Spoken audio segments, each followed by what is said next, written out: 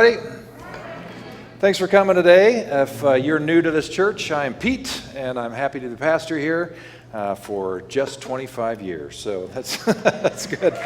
Yeah, all right. Thanks. Really glad you're here today. It is a business meeting, and if you have any questions about anything about the agenda that we've been voting on, or really anything about the church at all, right after the service, you're welcome to ask those things. I'll ask Ed to hang out a little bit, and Liz is here, our chair for the board, and Dar's here in case I forget what I'm supposed to remember. So we tag team like that. So anyway, the business meeting will close after all the questions are answered, so that'll be after the service is complete. So we're getting back into the Following the Call series, which I launched in January. That's that big fat book that we're taking a year to get through. About 4 or 5 pages of reading a week. If you're not familiar with this, I think it's a fantastic collection of essays along various themes each week. And it's marching us through Jesus' greatest sermon called the Sermon on the Mount. For the last few weeks in the book, if you've been reading it, even though we're not focusing on it on Sundays, what you've noticed is Jesus is talking about something that was familiar ways of interpreting Scripture and what we're supposed to do with our lives as faithful people, and he's changing it. So in multiple lines throughout the middle of this Sermon on the Mount, he says, I know you've heard it said this way, but now I tell you this. Now what you need to know is every time he says, you've heard it this way, and now I'm telling you this. Every time he says, now I'm telling you this, he's giving a new interpretation on a very familiar text or idea. And every time he does that, he makes the religious leaders and scribes and authorities cringe. Because he's correcting them. He's giving the people a new way of thinking about the thing that they've been saying for a very long time. Does that make sense?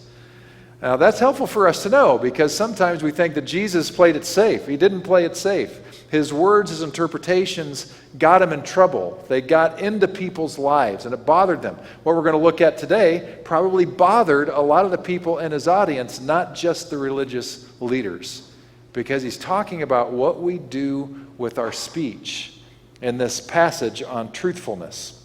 This is what he says right in the heart of this sermon. He says, you have also heard that our ancestors were told, you must not break your vows. You must carry out the vows you make to the Lord. But I say, do not make any vows. Do not say by heaven, because heaven is God's throne. And do not say by earth, because the earth is his footstool. And do not say by Jerusalem, for Jerusalem is the city of the great king. Do not even say by my head, for you can't turn one hair white or black. I've tried this. It's not working for me. Just say a simple yes, I will, or no, I won't. Anything beyond this is from the evil one. So he's talking about, you need to know a little bit of context here. So back at this time in Jesus' life and in world history, apparently there was a practice of people who would make these vows about things that were really important. And the idea was, if you didn't make a vow about the thing that you were saying, you couldn't really be held accountable for it. You know what I mean? So he's saying this is ridiculous. Let your truth be the truth. Say what is true about you. Be a person of your word. You don't need to take a vow on any of that stuff. And as I was reading about this, it kind of reminded me of this old game, Simon Says. Do you remember that game? And the deal is everybody gets all these instructions, but the only ones you follow are when Simon says to do the thing. And if you follow the direction that Simon didn't say, you're out of the game. You got to take a seat, right? Any of you ever played that game? Guess what? We're going to play that game right now. So, Simon Says, stand if you are able. By the way, I got to let you know, Dar was a rock star on this. I could not shake her in the early service. So let's see. She's a reigning champion right now. Let's just say that. She did really well among some others. Most people lost in the first round. All right, so here we go. So I already told you, Simon Says, stand up. Simon Says, raise your right arm. Simon Says, raise your left arm. Simon Says, raise your right hand. Oh, wait. You're doing something I'm doing. Yeah, technically you're right. I said the wrong thing. Simon says, wave your right hand. Wave your left hand. If you're waving your left hand, take a seat. All right. Simon says, wave your left hand. All right. Simon says, put both arms down. Simon says, walk in place. Simon says, raise your right hand. Raise your left hand. Take a seat if you raised your left hand. You're out. Simon did not say, raise your left hand. All right. Simon says, take your left hand and do this on your belly. Simon says, pat your head with your right hand. Take your right hand away. Oh, good job. Good job. All right. Simon says, stop marching in place. Simon says, raise your left hand. Simon says, raise your right hand. Wave your right hand. Very good. Simon says, wave your left hand. Did I say Simon said to stop marching? Yes. Okay, good. March again. March again. Oh, all right. Simon says, have a seat. Game over. You guys did great. Wow. Clearly, the 9 o'clock service has not had enough coffee by the time we get into that game. So Simon says it's kind of this ridiculous thing, right? It's a fun game for kids, kind of a fun game for adults too, right? If we might be honest with each other. But it reminded me too, this whole truthfulness talk about the fingers crossed thing, right? You remember that as a kid? Where you're talking to somebody on the playground saying, I'll do this or I'll do that. And if you don't do it, what do you say? Fingers crossed, right? Because it somehow invalidates anything that your word said. And we do this kind of a thing. It's kind of silly. It's interesting, though, that with our word, this is kind of what Jesus is getting at, we have the capacity to build our word over time so that people trust what we say and believe in what we're saying because it resonates, it's consistent over time. And yet we have the capacity to do the exact opposite, to ruin our word. And if we're honest with each other, to some degree, well, let's say, if we're human. Are you human? I know I am. If we are truly human, there has been a moment in your life, or perhaps several moments in your life, where you have not lived up to your word. And it's come back to bite you. Now, sometimes it's pretty casual and it's not a big deal. It's just, pleasant company or whatever. You're being social or whatnot. Maybe you see another crosswalker downtown and you're shooting the breeze and it's a Saturday. And so you just say, hey, see you tomorrow in church, even though you know you're probably not going to be there because you're going to go hike or something like that, right? But you say it because it just feels like, a nice thing to say. You're both going to the church and all that stuff. That kind of thing we just kind of blow off because things happen, life happens. You might wake up with the sniffles or whatnot, or a hike sounds pretty good today, right? So maybe you are having envy over this person who copped out on church, right? Those kind of things, maybe they're not that big of a deal. But in more important relationships, it becomes a big deal over time, doesn't it? You can get away with 1 or 2 or maybe 3 times where you say you're going to do something and then you don't live up to it. And the person, if it's a good relationship with one you want to keep, one you want to maintain health, that person, if they care enough, is going to hold you accountable. And I bet all of us have been held accountable on occasion. And the first 1 or 2 times, it's like, hey, Pete, you said you were going to do thus and so, and then you didn't. I was kind of counting on you to do thus and so, and you didn't. And I might try to squirrel around a little bit, might get defensive about it. Well, you don't understand. Yeah, but I had to do this, and then and I make all kinds of reasons why I didn't live up to my word. But if we keep doing it repeatedly, it becomes very problematic in the relationship, doesn't it? And eventually that person who we're in relationship with, be it a good friend or a spouse or a child of ours, grown or not, they begin to not really trust our word. They don't really believe what we say, even if we say it as passionately as possible, because they've kind of heard the nonsense that Jesus was speaking into. Like, if you don't have your word, what do you have? I remember there was a guy in my first church in northern Illinois, and he was a good guy, a good Jesus follower. but he made a terrible mistake in his life. And I remember him telling me, sobbing over the phone, he said, you can spend decades trying to build your reputation. It only takes a second to destroy it. Some of us have destroyed words. Some of us in other circles, we may have given our word that we're going to do something, and then we just don't do it. And in organizations, we can do that for a while until, after a while, the organization's kind of realizing, even if the person says yes, we really can't count on that person following through. And then what happens? The person doesn't get asked anymore because they have a reputation for not doing what they said they would. And that becomes very problematic. When do you have that hard conversation? So we know that what Jesus is talking about is actually quite important in our lives. And he's saying, away with the nonsense of taking oaths and crossing fingers, and Simon says, be true to your word. And by the way, we need to just give ourselves a little bit of a break and an off-ramp. None of us are perfect. We're all going to blow this at times. Even Jesus blew it at times. We'll talk about that in a little bit. But this staying true to your word, it's actually a big part of our own justice system, isn't it? If you lie under oath, either in a courtroom or a deposition or something like that, where you're taking a legal oath so that there's no wiggle room out, there's no squirreling away like, oh, I didn't think you want me to be serious on this question.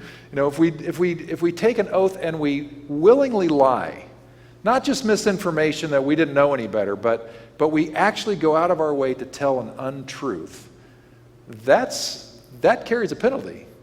5 to 7 years in jail for just not telling the truth. Why do we have that built into our justice system?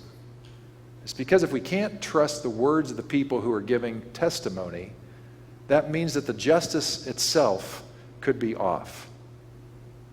Now, this is actually a kind of a challenging time in our history right now because our commander-in-chief of our country swears an oath to protect the Constitution. And when the Constitution is not protected, that kind of challenges the oath that was taken.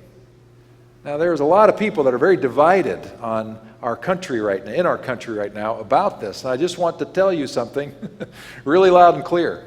This has always been a problem in our country. It has always been a problem in our country.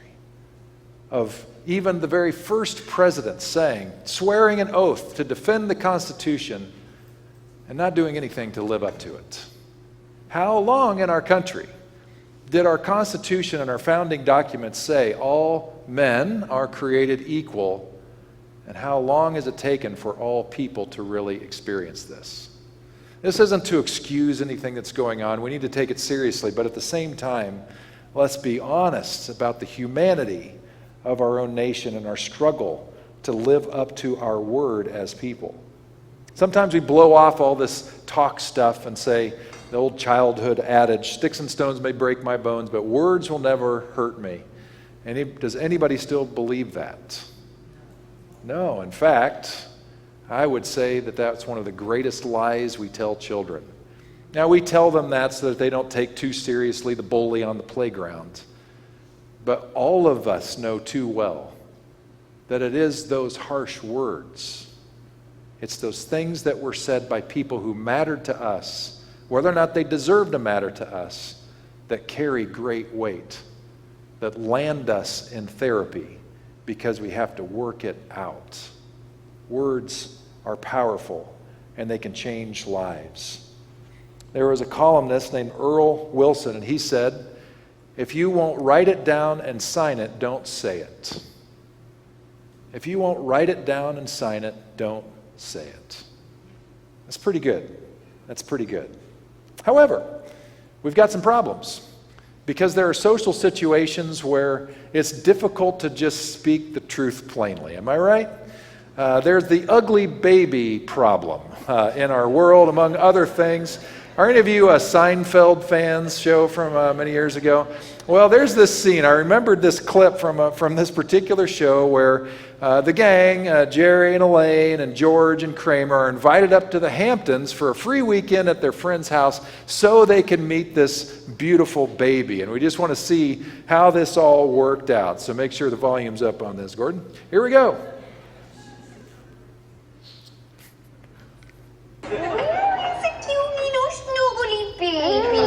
Isn't he gorgeous?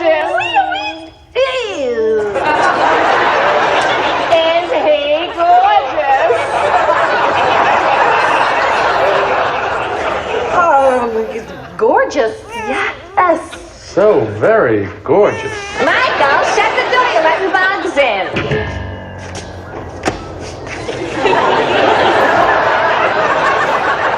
Is it me, or was that the ugliest baby you have ever seen? Oh, I couldn't look.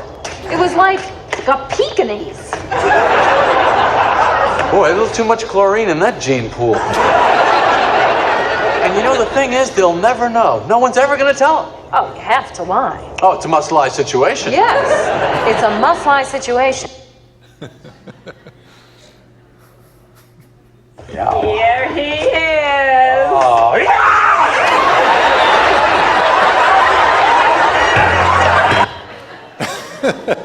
Love it, man. I can watch that over and over again, right? So we know that we all have these situations, right, where we're careful with our words. And I bet you've been in multiple situations. You may have already been in this situation today where you're having a conversation with somebody. And you love these people. It's crosswalk. We all get along. No judgment zone, right? But this person just took a bite of one of those Long Johns with a lot of chocolate frosting on it. They're delicious. And about half the frosting stayed on their front tooth. And you're having a conversation as they laugh and smile. I see you all checking your teeth right now. And you want to say something so bad, but you don't want to be impolite. You don't want to embarrass the person. Anybody ever been in that situation? Maybe today, who knows? I've had many occasions as a pastor. I've officiated hundreds of weddings over my career. And I have now say to people, to groomsmen in particular, check your fly before we take the stage. Because invariably, if I don't, somebody's going to be bringing more to the wedding than anybody wanted to enjoy. So these kinds of things, these social problems are with us all the time. How do we deal with this? What do we do with it? There was a situation kind of like this. There's some ways to think about this, but in John chapter 7, the gospel gives us kind of a lie that Jesus tells. And I think he's doing it because he's wanting to be polite, but nonetheless, he tells an untruth. Now, I can tell you right away that maybe John is just trying to give us a theological vision here, and he is in part, but still very interesting to me that the gospel writer would give us the lie. And the lie is one of Jesus' brothers comes to him and he says, hey, we're all heading down to the festival of shelters in Jerusalem. Do you want to make this multi-day hike with us? We're leaving right now. And Jesus says, oh no, my time has not yet come. He basically says, I'm not going to the festival. And so the brothers head on out, and like the next day, Jesus heads out toward Jerusalem to go to the festival of shelters. Very interesting. It's a lie. There's a couple other instances which get a little weird for Jesus too, but that's one of them, where he struggled to just say plainly, for whatever reason, we're not exactly sure, but he did it. Well, we get some advice from other parts of Scripture. Proverbs 15:1 says, a gentle answer turns away wrath, but a harsh word stirs up anger. James 1, who's apparently the brother of Jesus, 19, says, be quick to listen, slow to speak, and slow to get angry. An old friend of mine used to quip, we have 2 ears and 1 mouth for a reason. Listen much more than you speak. It's good advice. Ecclesiastes 3, and a whole list of things about there's a time and a season for this and that and the other. The wisdom writer says there is a time to be silent and a time to speak. This is one of those slides that we ought to have on our refrigerator every day, right? Especially in divided, charged times like we have. James goes on to say quite a bit about how we use our mouth, and he says this, don't be in any rush to become a teacher, my friends. Teaching is highly responsible work. Teachers are held to the strictest standards. and none of us is perfectly qualified. In all fairness, James never met me. Just kidding. Absolutely kidding. We get it wrong nearly every time. No, not nearly every time. Every time we open our mouths. If you could find someone whose speech was perfectly true, you'd have a perfect person in perfect control of life. A bit in the mouth of a horse controls the whole horse. A small rudder on a huge ship in the hands of a skilled captain sets a course in the face of the strongest winds. A word out of your mouth may seem of no account, but it can accomplish nearly anything or destroy it. It only takes a spark, remember, to set off a forest fire.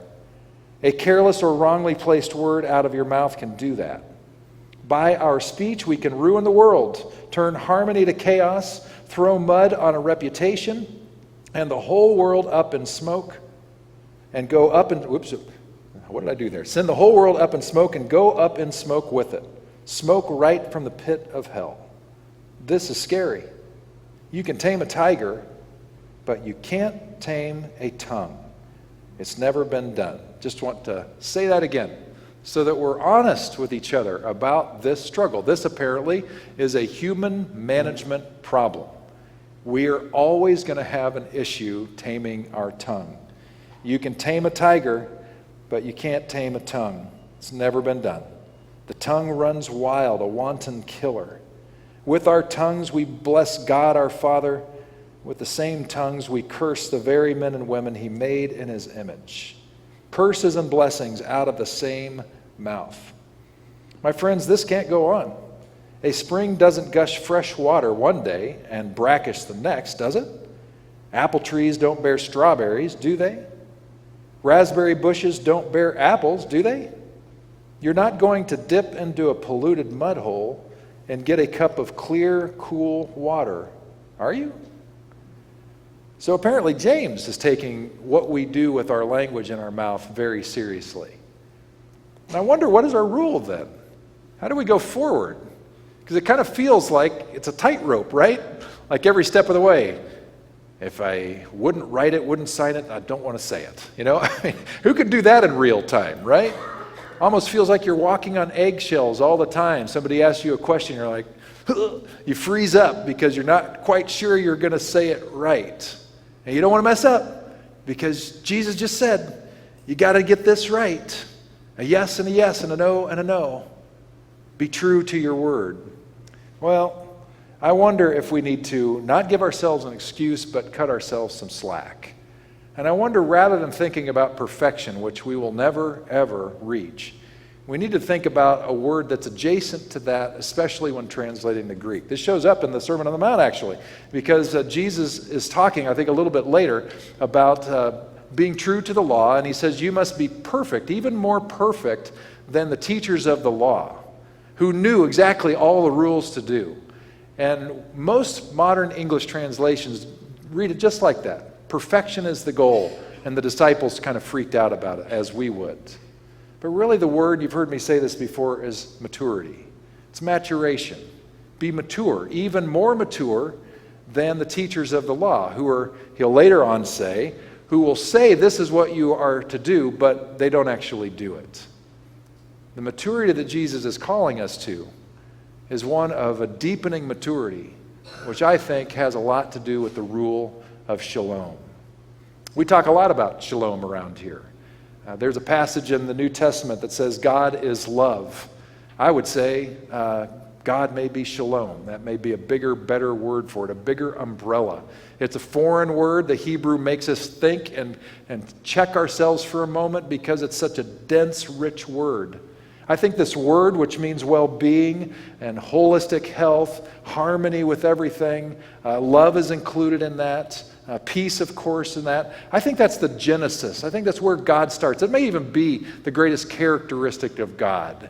It may even be God, you know. If God is love, maybe love is God. I don't know. That kind of makes sense to me, but it's the beginning of everything. It's why creation continues at an accelerated pace to this day. Something is forcing that into creation. It's a creative process. And shalom is about that. It's a naturally built-in thing to the fabric of everything, which does not exclude death either, That becomes part of that same process. Shalom brings it all together. And if we take the biblical vision seriously, with very broad strokes, if we take a look at the very end of the Bible, the book of Revelation, what is God bringing all of this thing toward in this vision? Shalom. Shalom, restoration, redemption for all, harmony, enough for everyone, everybody getting along. That's the vision. How does God choose to get from the very beginning to the very end? He does it with shalom. God is always operating in shalom as the end and the means. I wonder if we just started our days that way, if we might do a little better. As we're eating our bacon and eggs, or whatever you eat, just making a covenant to ourselves. Today I'm going to live in shalom. I'm going to choose to be shalomy today, all day, as best as I can. And I wonder if we imagine what our days hold. We're looking at our calendars. We're looking at our appointments. I wonder if we could even say, when I'm going to have that conversation with Tony or whoever that person is, I love Tony, so that's going to be an easy, shalomy conversation for me. But then I know I'm having that conversation with Betty. And Betty always knows how to push my buttons. God, help me have a shalomy conversation with Betty. And George, he and I never get along. Help me have a shalom-focused conversation, even with George, who I know is going to say some things that just tick me off. I wonder how that might change our interactions throughout the day. Might catch us a little bit. Thomas Merton was kind of saying the same thing. Thomas Merton was a great Catholic mystic. He was the Richard Rohr before Richard Rohr. He was brilliant. He's the guy that we get the idea of our true self from. Just absolutely brilliant. Read everything he's ever written. And he said this: in the end, the problem of sincerity is a problem of love. A sincere person is not so much one who sees the truth and manifests it as he sees it, but one who loves the truth with a pure love. But the truth is more than an abstraction. It lives and is embodied in people and things that are real. And the secret of sincerity is, therefore, not to be sought in a philosophical love for abstract truth, but in a love for real people and real things. A love for God apprehended in the reality around us. It is difficult to express in words how important this notion is. The whole problem of our time is not lack of knowledge, but lack of love. If we only loved one another, we would have no difficulty in trusting one another and in sharing the truth with one another. Religion has always tried to control things. And in that process of controlling and figuring out what is truth and what is orthodox, we've often left love as a secondary pursuit. I've had conversations with people over delicate things, very complex ethical, moral, faith issues that they're trying to work through, extremely thorny. And I've tried to say, as they're going through this with some folks, at the end of the day, there may be some gray area, some fuzziness about this issue or this interpretation, but one thing we're clear on: we're to love one another. We're to love one another. You don't have to like one another, but we're called to love one another, which means that we treat each other with love. And not in a way that I would come away from the conversation and say, well, I feel very confident that I love that person very clearly. But rather, the other person would walk away from the conversation and say, I felt loved in that conversation. Who cares what I think? If the person I'm having the conversation with doesn't feel that, I've missed it. It's important stuff. The writer of Ephesians adds a little bit more. This is the amplified version, by the way, so where the Greek gets really tricky and is hard to translate into English, it gives us more to think about. And this is what the Ephesian writer says: let our lives lovingly express truth in all things, speaking truly, dealing truly, living truly. Enfolded in love, let us grow up in every way and in all things like Christ, the Messiah, the Anointed One. So this simple statement of Jesus, let your yes be yes and your no be no, it's a little deeper than it appears, isn't it? This gets to how we're talking to each other. I appreciated Anne's meditation today because it offered up this question, when is a truth that you have heard? And I wonder if it should be directly related to when have you heard God speak, because I think that probably truth and what God is saying to us usually go hand in hand. And I wonder if there is some truth here that we all need to hear. Truth about our own tongues and this own management project. And maybe the best thing that we walk away with today is just to be honest that we get it wrong. We say things wrong. Even Jesus said things non-shalomi at times. I think Angie, who did a fantastic job last Sunday, I think she brought this up with the Syrophoenician woman. Jesus got it wrong. He wasn't shalomi at all in his vision or his words. There's another chapter in one of the Gospels, it's Matthew 23, where personally, I think Jesus got it wrong for an entire chapter. He's venting, he's angry. I'm not so sure he's shalomi. It's not that he's speaking untruth, but it just sometimes, if I was on the receiving end of what he's saying the entire chapter, I'm not sure I would walk away from that conversation convinced that Jesus was all about love and shalom. To me, that gives me great hope. If Jesus, who I esteem as like the model that I want to follow and order my steps by, if he struggled, I know I'm going to struggle. So we don't give ourselves an excuse, but we cut each other some slack. That sometimes we need to speak truth to ourselves, like, I got that wrong. I can do that better. Maybe the truth that we need to speak to ourselves is that we need to start speaking to ourselves with shalom. Because the harshest words we may say are to ourselves, degrading ourselves, berating ourselves. Maybe that's the truth you need to hear today.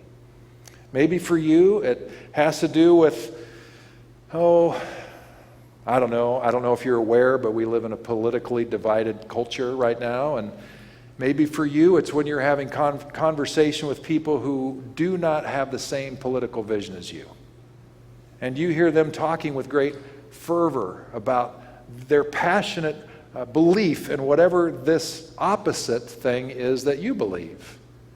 And they're saying things that are getting you riled up. And maybe the big truth for you today is to hear this voice, this woo calling you towards shalom, even when faced with all the barbs, all the buttons being pushed. How can you sow into shalom? Because it's when we do that shalom actually has a chance. We'll actually talk more about that next week, which will be really fascinating because next week is Memorial Day weekend, where we rightly honor those who gave everything, gave their lives. We memorialize them for protecting freedom around the world. And yet at the same time, we're going to be talking about violence next week. Now, how do we sort this tension out of living as Jesus people who are nonviolent and the world's superpower with the greatest military that has ever been known? How do we deal with this tension?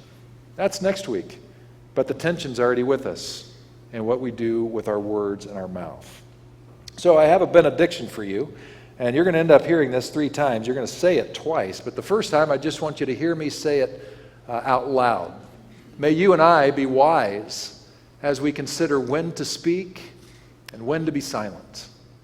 And when we choose to open our mouths after first listening, may our words be crafted with love, delivered with love, and received as love.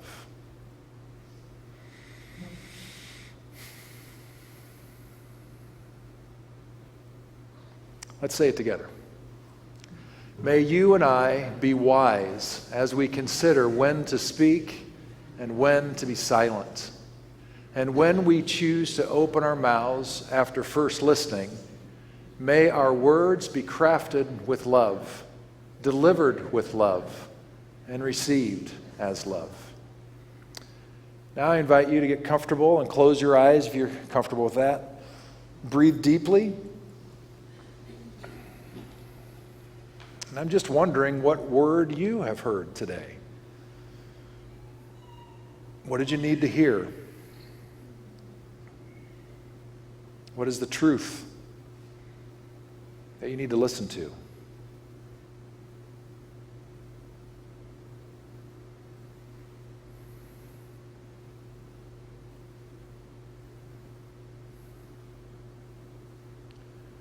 Perhaps some or all of you are recognizing that you have been the recipient, even the victim, of poorly chosen words. And the wounds are still with you.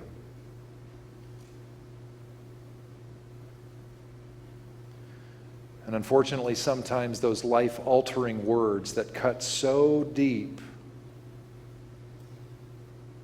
those wounds we will be working on healing for the rest of our lives.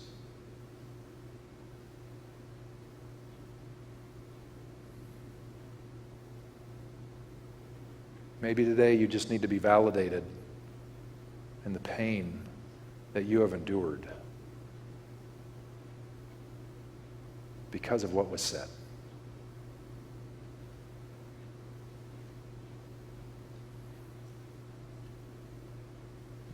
May a healing balm of the Spirit of God, which is bathed in shalom, may it nurture your heart and tend to your wound.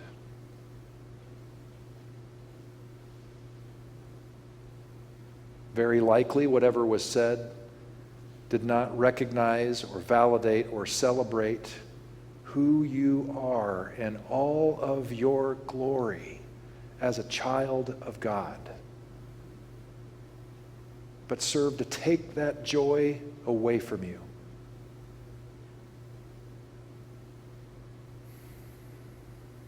May you start to get it back. The word that God has been wooing and whispering into your ear your whole life. You are loved. You are loved. You are loved just as you are.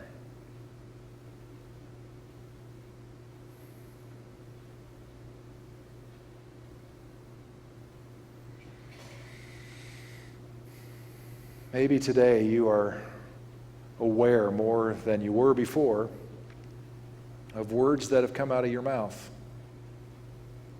that you wish you could get back, that you know caused harm.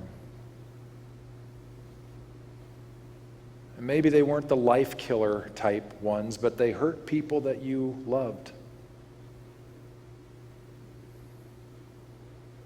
They worked against the shalom that God is trying to build in the world, even with people you hate. But maybe today is a day of turning that around. And the woo of God is saying, there's another way. It'll help you sleep better at night. It'll help make the world a better place and you a more mature person. May you be humble enough, may we be humble enough to own up to our own words when they've been off, to own up to our word when we have broken it.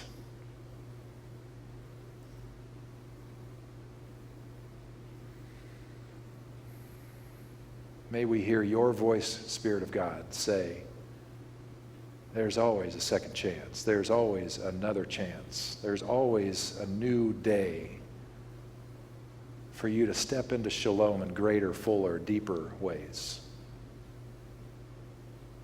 Today is the day.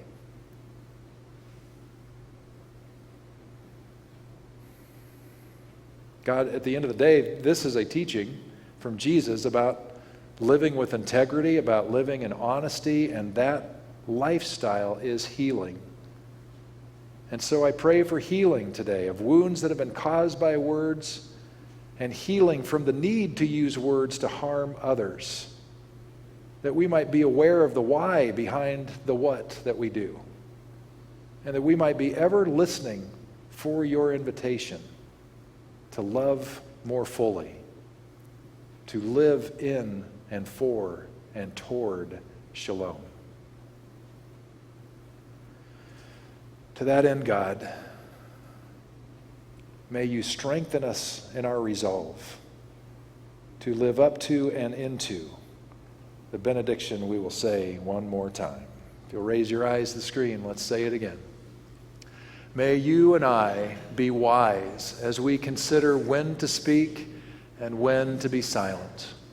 And when we choose to open our mouths after first listening, may our words be crafted with love, delivered with love, and received as love. Amen. Thanks for coming today. Hope you had a good experience. We will see you next week, Memorial Day weekend. And if you want to have any questions, just come closer to the stage, and I invite, where'd Liz go? Her to come down too. If you have any questions at all, we will do our best to answer them.